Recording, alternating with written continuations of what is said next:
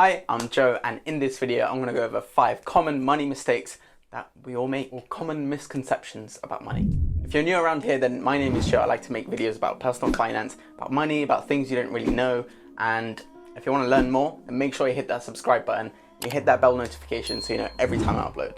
So I'm going to cover 5 things that I didn't really know about until I reached like secondary school and someone told me. I was like, what?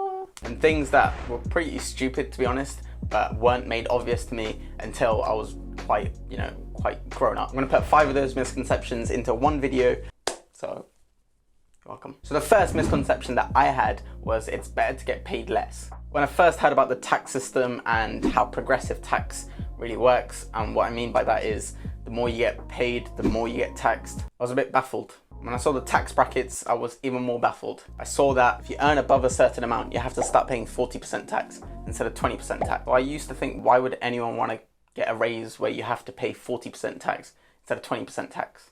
Doesn't make any sense. And it was only in secondary school that I realized you don't get taxed on your whole amount.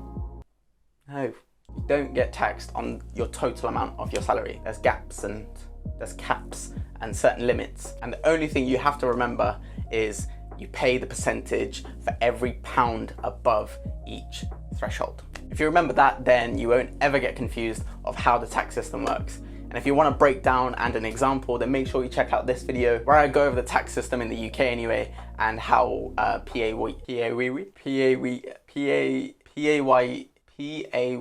tax works in the UK. The second misconception or mistake that I had growing up was that investing is riskier than just having cash in your house. When I was little, I used to think, why do people not just have cash? It's the safest place to have it closest to you, maybe in a safe or a hidden wardrobe or something. Is that not the safest way to put your cash? As I grew older, I realized that it's so much riskier to keep it in cash than it is to invest or have it in an investment of some sort which will overcome inflation.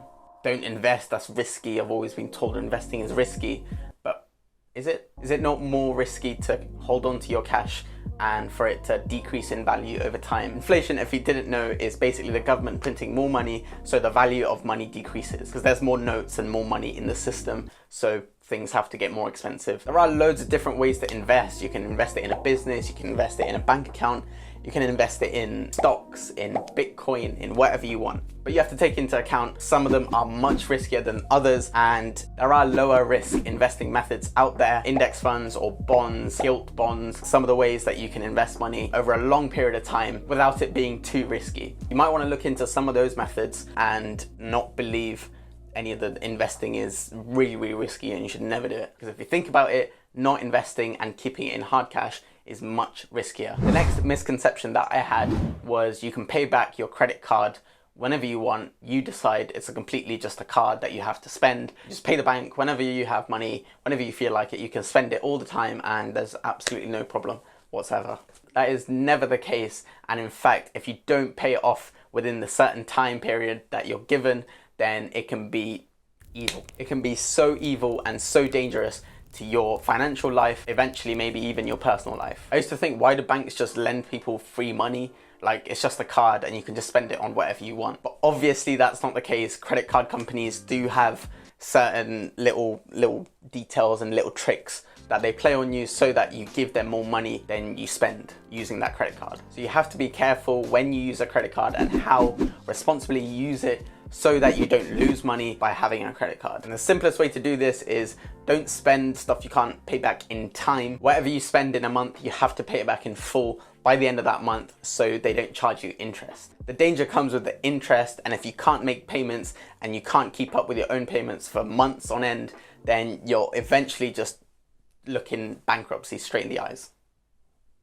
No other choice. If you have a credit card or if you're about to get one and you want to know how it works and how better to boost your credit score, make sure you watch this video where I explain how to get a better credit score and some tips on how the whole stuff works. So the fourth misconception that I had throughout my whole teenage years was you should always stay loyal to your providers. And I don't mean your parents, you should always stay loyal to your parents. I mean like banks and energy, gas, phone, stuff like that. Those providers, not your life providers. That would be That's not good advice, is it? I always thought if you stay loyal to someone for long enough, then they'll offer you some kind of discount, you know, that every single business is like a family run business. So they'll, you know, you can build relationships and they'll give you loyal discounts and stuff. But that doesn't actually happen in real life, sadly.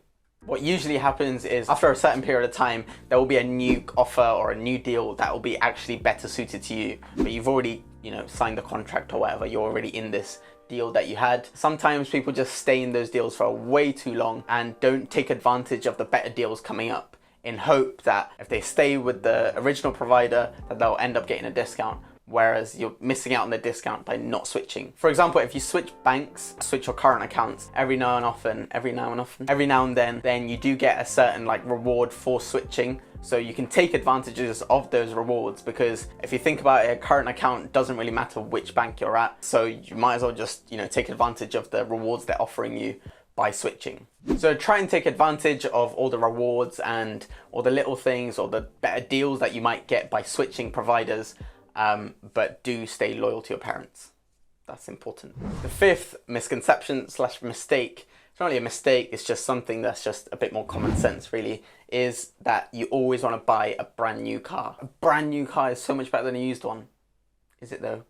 Is it? I know a brand new car with a crystal clear mileage record might look attractive and might be attractive, but as soon as you get in that car and you drive out of the showroom, the value just literally skyrockets, but in the opposite direction, into the ground. And there's basically no difference between a car that's like a few months old and being used by someone else for like a heavily discounted price than the one you might find in a brand new showroom, whatever, with 0 mileage. There's basically no difference, and a huge difference in the price. Also, if you're looking to buy an expensive car, probably best to not buy it outright and get it financed. You don't want to pay more for something that's going to cost you more the more you pay for it. Yes, I think that works. Pay more for something that's going to cost you more the more you pay for it.